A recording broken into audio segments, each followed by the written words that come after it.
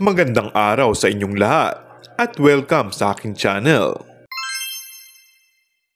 Nabalot ng emosyon ng mall tour ni Kim Chiu nang mapaluha ito sa gitna ng kanilang show ni Paolo Avellino. Nasaksihan ng Kipaw Solid ang pagtulo ng luha ni Kim habang kumakanta ito sa entablado. Tuloy-tuloy ang luha ni Kim, hindi dahil sa ano paman, kundi dahil naantig ang damdamin nito sa suportang nasaksihan niya mula sa kanyang mga tagahanga. Kamakailan nasalang kay dating Pangulong Rodrigo Roa Duterte si Kim at binash ito ng mga DDS dahil lang sa spill ng Queen of God vibes sa show nitong It's Showtime na nabigyan ng maling kahulugan. Kaliwat kanan ng batikos kay Kim at nananawagan pa ang iba na i-boycott ang lalabas nilang movie ni Paolo Avellino. Nag-viral ito sa social media lalo na sa X kung saan kitang-kitang emosyonal na pag-awit ni Kim sa sarili nitong song na Mr. Right.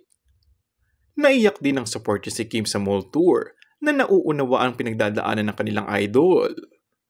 Samantala, inusuan ito ng maraming supporters ni Kim at nakiusap ang mga ito sa kanilang post na tigilan na ang pambaba sa kanilang idol. And that's all for our today's video. Kung bago ka lang sa aking channel ay mag-subscribe at pindutin na rin ang notification bell. Maraming salamat!